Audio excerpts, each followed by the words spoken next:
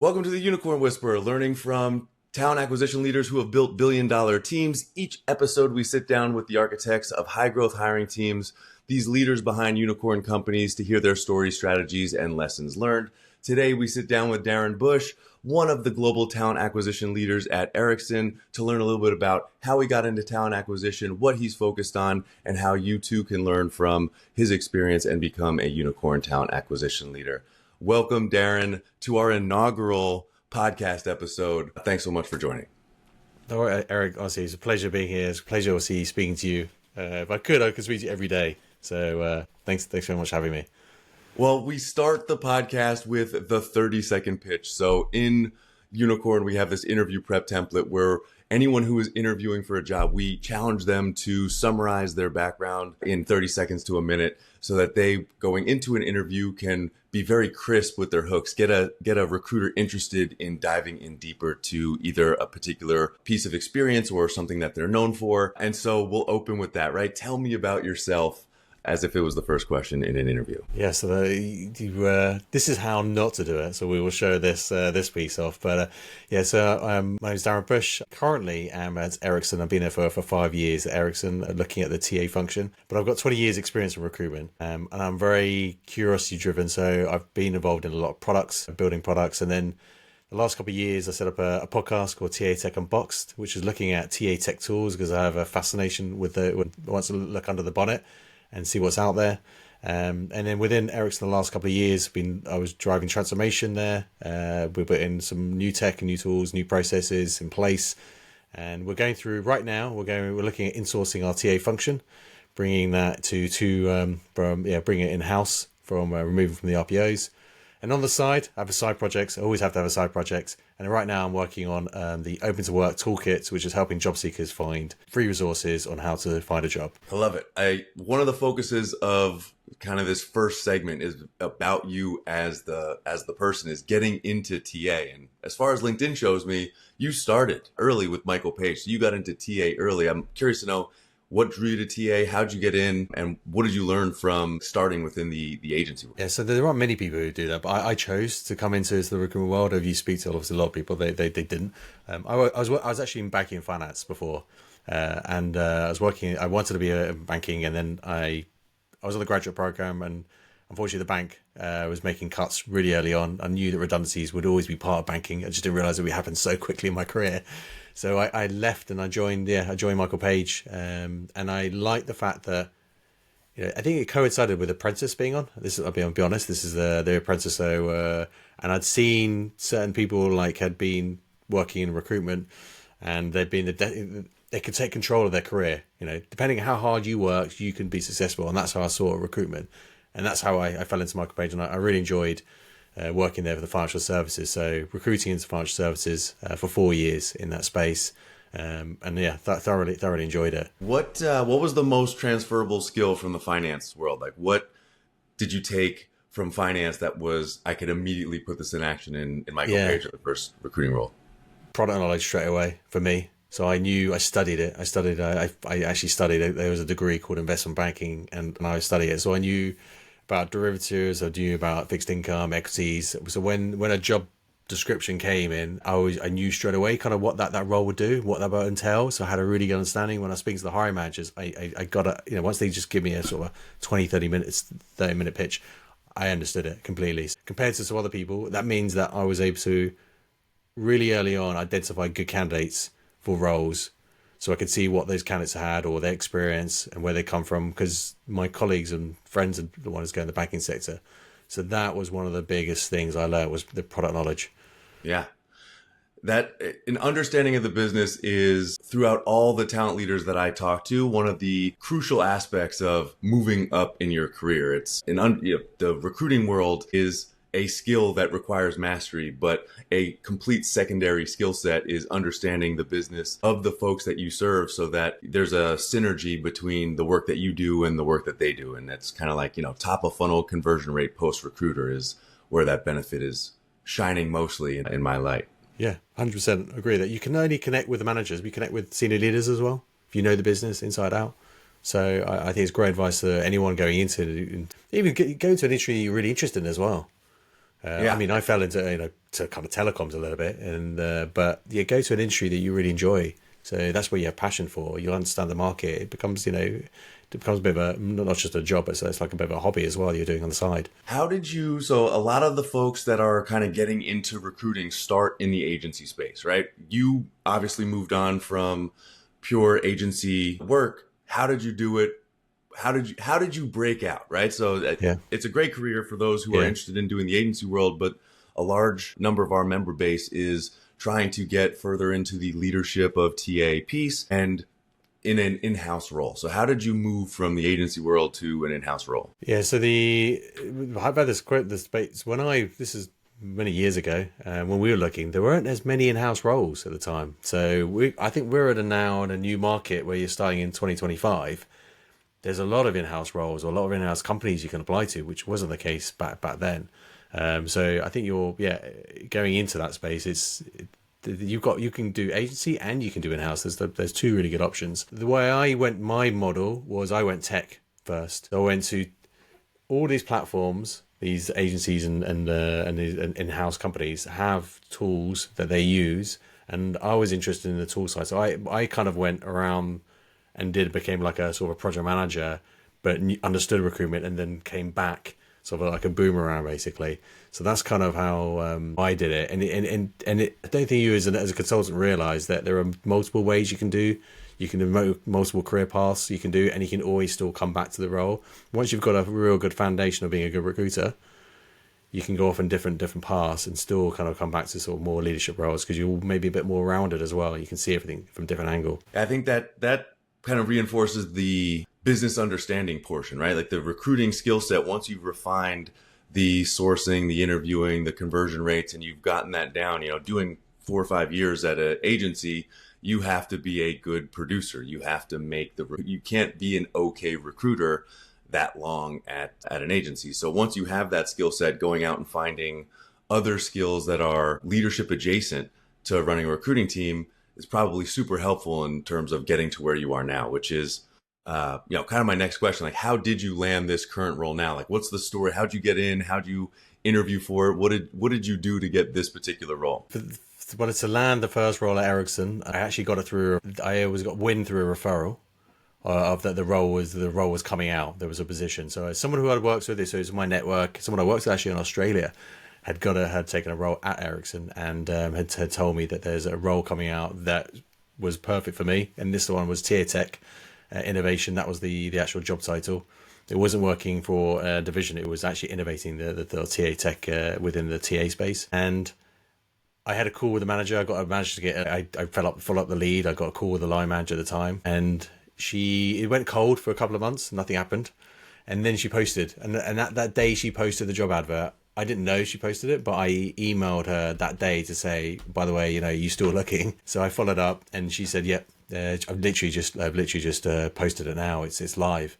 So day one, I applied, and I went through I'd say quite a rigorous interview process because we had 7 stages to get through here. The step, I think, by round 3, I thought I'd got it.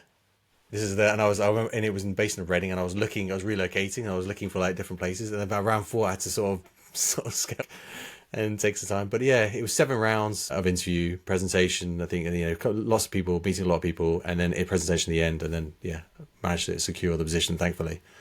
Awesome. And then you navigated from that role into where you are today. What was what I heard is I was a recruiter, and then I went and I got tools experience, and then I leveraged both of that unique combination of experience to get this rather unique role at this larger company. So I think one of the things that our listeners are interested in is like, what does the TA landscape look like at a bigger company, and how do some of these other roles match up with my career? I think, especially if you get started early, you typically can come up through either the agency or the startup space, and those teams look relatively similar. You're either in a production role at an agency reporting to a production manager, and you're split between sales and recruiting, or on the in-house side, you start with producing, hands-on producer that grows into a leader, and then you expand recruiting operations out to all these niche roles. But once you get to Ericsson level, there's these roles that can take this unique skill set of being a recruiter and a kind of a tools nerd, no offense, and you can combine those into this new innovation role that a lot of folks might not even be aware exists in the market today. That's awesome. And then now Yeah, you yeah, transition this into a leadership role. yeah, yeah. So absolutely, I think there's no proper career pathway at the moment for when it comes to recruiters and says where you can go. I'd love someone to build it, but for example, when you get to the enterprise level, there's so many different roles you could be doing. So you could do, for example, workforce planning, internal mobility. That might be one. It might be now we have enablement in there. We have rec ops.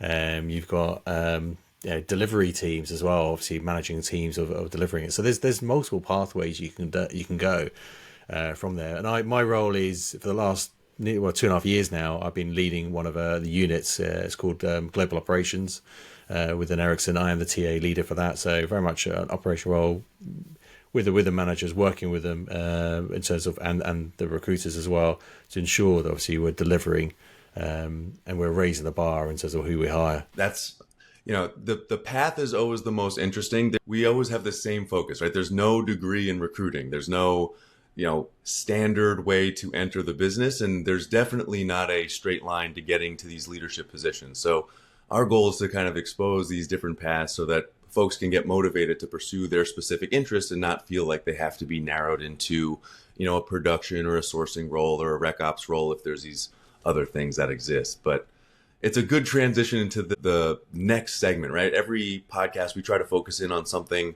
somebody is great at. And getting hired as a recruiting leader or a recruiter or someone in the recruiting field is your expertise. You're the founder of this Open to Work toolkit. You've done a number of podcasts and appearances helping folks leverage the materials in that toolkit to better their career path or their job search. And I'm interested to know a little bit about your approach to getting hired in TA. What if, starting at the top, what is your generalized advice for somebody trying to break into a unicorn company, Ericsson specifically, or, in general? What advice do you give folks who are looking to get their next position in a company that's, in these enterprises or these billion-dollar valuation plus companies? Yeah.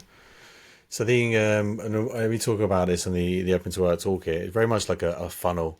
You need kind of like you want to widen your funnel as much as possible as you would do, obviously, when you're opening a job.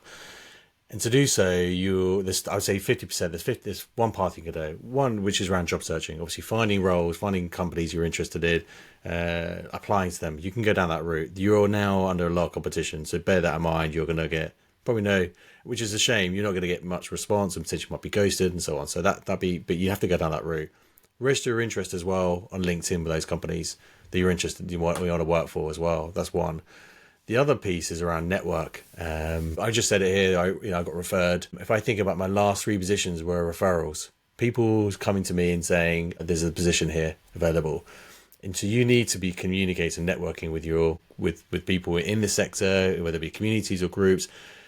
Try to add value as well in those groups and just kind of find out a little about those companies. Are they building? Are they looking to hire? Because if you can get front line, if you can speak to the manager before it's advertised, it makes a massive difference. In fact, what will happen is that you'll probably be set up for an interview already. You just need to get your application in. So it's just really important to get in front of as many people as you can before the role comes out and just build up that network. And maybe controversial. I mean, you can post on social media. What I would say though, it's useful. It's good engagement, and you get that connection. I would say maybe even if you don't want to do that, just start commenting on posts for TA leaders. There's nothing better than them getting engagement. They recognize who you are. Put a little aside into the DMs as well, just to sort of like remember. But start off by commenting a couple of times. They'll see it. They might respond, and that's a really good way of just kind of being recognized. And then you can share a little bit about yourself, like just so you know, this is who I am. Just if you're looking for someone in the future, let me know. And just to have that, what we just spoke about, you want to create those hooks. Just, put enough information in there to sort of for them to think about it. Yeah, when I read through the toolkit, the whole opportunities section where you kind of break down these different avenues or these channels for how someone should apply for a job are all super interesting. I think sometimes folks put their eggs in one basket and they just do all applies, which in today's age, the grumblings that I hear, right, I'm still looking for some data, is that application rates in the age of AI are soaring. And so if you're relying only on job applications, you're going to be I don't want to say victim to, but you're going to have the conversion rates of top of funnel apply to you as well. And so really building a personal brand and networking and, in some cases, leveraging agencies or knowing how to leverage agencies appropriately are the ways that you build a top of funnel that have, really good job leads in them, just like you would in recruiting, where you're, obviously you post a job, but you're also sourcing and you're doing networking events and leveraging agencies as a recruiter. So applying that to a job search is a great concept for advising a job seeker about like how to go get these jobs. Agencies are that fourth foundation for the job leads. Definitely. Is that fourth pillar. It starts speaking to them. I mean, why not? Why not? They could be searching for you while you're working or you're doing something else. So utilize that, leverage that. Yeah, I think it's important to advise people how to leverage an agency and understand what they're motivated by and why would they engage with you, et cetera. Because again, developing a skill set around interacting with agencies makes both of you more successful, and you will be a placeable candidate for an agency, but you'll also leverage the highest rate of conversion from agency opportunities. So I encourage everyone to take a look at Darren's resources about finding a job in TA, because they are super helpful, and it aggregates a lot of the current tools today and a lot of the advisory from some of the industry's best about how to go find the right opportunity. But once you do find that opportunity, like let's say you've honed in on your short list, you're starting to get those responses. I'm curious to know, and you could speak either on behalf of yourself or Ericsson, like what are you looking for these in-house recruiters at in this unicorn environment? Yeah. What's attractive to you? What do you encourage people to do?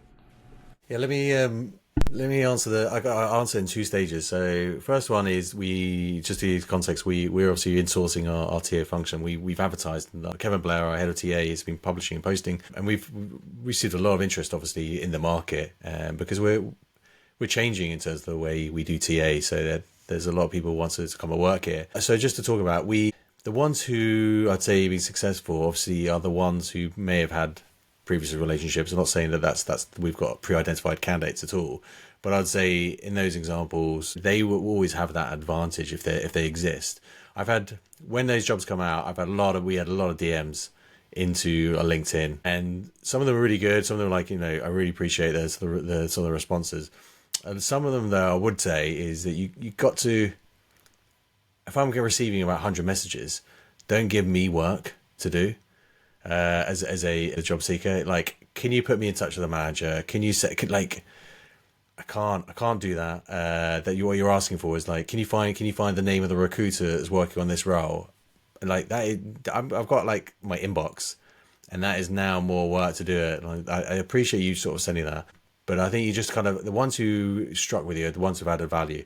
This is who I am. I've got this amount of experience. It's explaining a little bit about them and why, just in terms of what they've done and what they feel that they can add value to the company with a change. Those are the ones I'm kind of like, well, that's interesting. And I've clicked on their profile, and then I forward onto the manager and said, by the way, this one's messaged me. So that does work. So that's just that one part to explain that. So what would you need to answer your question then? What do you need to come here? I think with what we're seeing and what we'd want is we want to create a new TA culture here where we're at the forefront in terms of we're one team and we're all building the same. So we all work together. So collaboration is huge in here. And what we're looking for them as well to be partners with our hiring managers as well, and create that culture there. Be more data driven. A lot of that stuff I want to see is that from a data point of view, where they've demonstrated that in the past. A lot of the stuff you're talking about is what you demonstrated to us. So where they've taken their own roles and they've got metrics and they've shown that, and they can prove that information, and they can show there's continuous improvement in there as well. The other one is you don't really hear so much is someone having uncomfortable conversations. Be comfortable with being uncomfortable with managers who you have to turn around and say, unfortunately, due to like my scheduling conflicts, we have to put that as not as a priority 1, but as a priority 2 on our schedule, and be able to have that conversation rather than just say, yes, we'll do that, yes, and then actually not deliver as well, because you're just going to be building up. That's one I always struggle with, but it's something I look at just from recruiters. The ones who are successful, that do well, are the ones who can have that conversation with the managers and have those strategic conversations with them as well. And yeah. Go ahead. Sorry. Yeah, and then the curiosity, I'll say, is the ability, finding out what a good looks like on a CV. Just being curious about like what's more on the CV. One of the best recruiters I work with used to come in and they would give you a CV and saying, you need to go and see this person. You need to go and see this candidate. They were in the meeting room, and you were like, that wasn't my plan. You said she's excellent. She's really, and you just sell the ability to sell that person and say, look, the CV is not doing it justice. You need to see that person, but also backing that up. Because when there's a guy called Jonathan. I used to go and see the candidate was great. The candidate was always really, really good, and I would know that when I put that person in front of the manager, they would always get the role based on his recommendations. Yeah, they had a skill for that, and yeah, it's kind of able to kind of find that skill, find that kind of piece that you think the manager will really like. You're saying a number of unicorn things, right? When we publish our materials and give folks assets to engage with these unicorn companies, here's what I heard, right? Have a tight hook on a message that eliminates the work for the reader, so that when you present yourself, you have a purpose, you communicate a value, and there's a reason for that person to engage with you, whether that's a LinkedIn message, a cold email, or a networking event. Really nailing down who you are as an asset to that company and being able to pitch it well, that's getting somebody's attention. The next thing I heard is the bullet structure on the resume has to have some data associated with it and have a result attached to it. And so we offer a resume writing tutorial where we talk about everyone who's a recruiting leader or a recruiter produces hires and partners with managers. To what extent did you do it? To what result? And the data that you quantify should be able to be backed up in an interview. So if you've improved something by 26% or some very focused number, and someone asks you, well, what's the 26%? You better have some numbers that equal the 26%, or that can be an issue.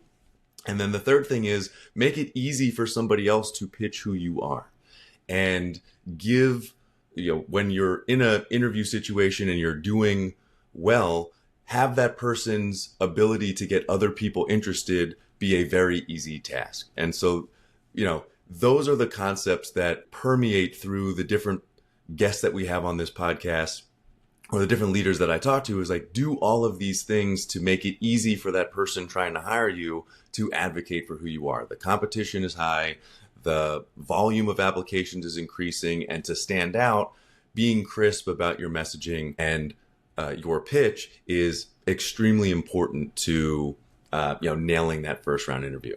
And when we chatted, the unicorn way is like, tell me about yourself in 30 seconds. But you had a really good kind of like 5-way, I'll let you tell it, but there's a different structure to how you pitch. And I'm super curious in that. I'd love to hear from you, how do you think about pitching, that elevator pitch, or that, first interview question pitch?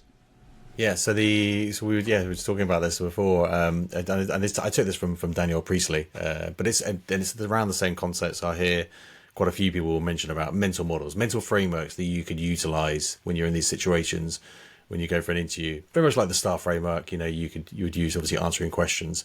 But the one he mentioned around introductions, and this is something good for networking as well as a brief interview, but it goes name, same, fame, aim, and game. And that is, what's your name? And then when it comes to same, is what is it, something relatable? And I have this habit when you go and speak to people at network and you say, what do you do? And you say, I'm a global TA talent acquisition lead. And everyone's like, what? Make it relatable. I work in recruitment. Why, bring it down to the level. But in that, when it comes to saying, what is the same role that you do that's similar to the role that potentially you're interviewing for? So if you have a really weird job title or you did something, make it similar to someone else, to what they do or what they have in their company. The next one is then fame. What are you known for? What have you done? What have you done, like achievements, something that you can share as well that can have that hook. Aim is, what are you looking to achieve maybe in the next 30 days? So what have you been building in the next 30 days, or what you've done in the next 30 days, or looking to do the next 30 days? And then what's your game? Game being 2 to 5 year plan. What's your plan there? So that would be like, for me, it was like, build up open to work toolkit into one of the leading job search and resource. That would be my game. That would be something. So yeah, it's trying to build some of those frameworks in when you pitch yourself, and it follows a pattern, and you're kind of creating those enough hooks on those areas, each one of those, that the manager can go, oh, that's really interesting. I like to sort of drive into that. No, I love that. That's, to me, a framework that, it's the first time, this is why I do this podcast, to learn equally as much as it is to help others kind of learn from your experience, I'm learning also, which is me incorporating that into some of the work that I do, whether it's this podcast or other, is super helpful to kind of keep it short and leverage a hook to get somebody interested in that next follow-up question, which, again, a great segment into, or segue, I should say, into our third segment, which is, what do you have going on? What do you want to tell people about at Ericsson? What's going on there? How should our community interact with what you guys have going on at Ericsson, and what should we encourage them to do? Yeah, so right now we're going through a big change across the globe, and we're creating a new org structure within our central team. So in the central TA global team, they've got a now center of excellence. New leaders coming in, new strategy, new culture we're trying to instill within the business, bringing some of the existing recruiters and adding new recruiters into our population. With a clear mandate from 1st of April, we're going to be delivering a different model, and I would say that by doing so as well, it helps by having everyone under one place, under one culture, under one team as well, that we're all heading in the same direction. And then over time as well, looking to build, we're looking at new tools as well to help us to augment the recruiters, to help them to reduce the amount of admin burden they have as well. That's something, one of our goals for 2025. And then for me, from a personal point of view, just want to continue sharing the Open to Work toolkit, having conversations with companies or with individuals, and doing some workshops around how can I make it more accessible to individuals? How can I make it easier? So one things we have looked at is, do we insert like a little chatbot on there so they can go and search the information in the database to make it easier for them? So myself and my co-founder, Matthew Parker as well, we're looking to build that out over the next 6 months. That's awesome. I was on the Open to Work podcast not too long ago. So Matt, back in October, I listened to it the other day. So it was awesome. Good. Yeah, we have this concept at Unicorn called in the recruiting pitch, that candidates take jobs for two reasons, right? One, that the job is better today, or the manager's better, the salary's better, the things that are impacting me today are better. We also have this concept that people accept jobs for their future. So their trajectory, their exposure, the people they work around are going to be better for their career in the long term. And so I always ask the folks on this podcast, what makes working at Ericsson great for people today? What makes working at Ericsson great for people in the future, as a form of applying that unicorn pitch to Ericsson? Yeah. So I've been at Ericsson 5.5 years. I've had 4 different roles at Ericsson in this time. So it's the fact that when it comes here, when you come into the organization, you don't just take that one position and then you have to wait for other opportunities. Opportunities are happening all the time. If you want it, if you're good enough and you get taps on the shoulder, or if you can find an area you're interested in, you'll be able to navigate that. So I've gone from working in leading transformations. I've done an interim role as well, where I led another unit before for TA, and where I am now. And then there's been massive change just recently, and there have been opportunities, open jobs as well. You can go to, or I could go to. So there's always changes in enterprise. There's always change happening. There's always opportunities to go left, right, up. Yeah, it's a great place to be. It's very different when it comes to when you work in small companies. You have that. You normally are kind of like doing lots of different things in one time. So I've done that before. You do lots of different roles, but your job role never really changed. You just get exposure to different things. With an enterprise, you have you can go and do different and see different things in different countries and different regions as well. Yeah, you get that exposure. Yeah, the difference between a startup where the scope increases but the job stays the same, versus it sounds like you can go do a very hyper-focused thing, and you've done 4 of them, where the job is changing in this drastic way, where you get a very focused, deep dive experience into one particular aspect that you might not get at another company, which is such a cool experience when you get into these larger businesses or these unicorn companies. What are your influences? What do you suggest people should go out and read, look at, learn from? Where do you get how do you expand your knowledge base? Obviously, you've created the Open to Work toolkit for others to do just that in that space. But what are the things you're learning from? What are the things you're reading that you're enjoying right now that you think are worthwhile for our community to hear about? So yeah, I do read quite widely. The RecOps book, as I recommend. I'm reading the Who hiring method as well again, because it's been a while since I looked at that. I recommend those. But I tend to. I've got quite a few, and you won't see this obviously if you're listening to the podcast. But I've a number of books as well on my bookshelf. The Stephen Bartlett's Diary of a CEO, 32, 33 nuggets of really good content in each one, some of which you can apply to recruitment, into TA straight away. So I highly recommend that as a great book as well. The Almanac of Naval as well. I'm reading that right now. Super interesting. It talks a lot about leverage, which is something we underutilized. We briefly touched on it. But yeah, and LinkedIn. What I recommend is just find a group of people you enjoy hanging out with on the network, and kind of create a community around that. Either join a community or create a community of people, like-minded people. And yeah, they will always share new information and share insights that you won't see from other places. So I definitely would recommend doing that as well. I really appreciate you joining the podcast and kind of walking us through your background and a little bit about Ericsson and the things that make you tick. Is super helpful for our community to see folks in your position, how you got there, what makes you successful. And I hope that our listeners can learn a little bit from Ericsson and Darren Bush. This is your time to advertise. Where should people go if they want to apply for a job at Ericsson? And tell us where people can find you. Yeah. So go to jobs.ericsson.com within that. So that's where our career site. You can upload your CV and it will match you to roles that we have, and hopefully keep you connected to any new jobs as well coming out. So check that out. Then there's two sites. Well, opentoworktoolkit.com, and there's also this Substack as well, which is opentowork.substack if you want to sign up for the newsletter. And last time we just come on LinkedIn. I think I'd literally just changed my profile. It's LinkedIn. I think it's Open to Work Toolkit. I think is my second, my abbreviation. But yeah, Darren Bush and Ericsson, you're going to be able to come up.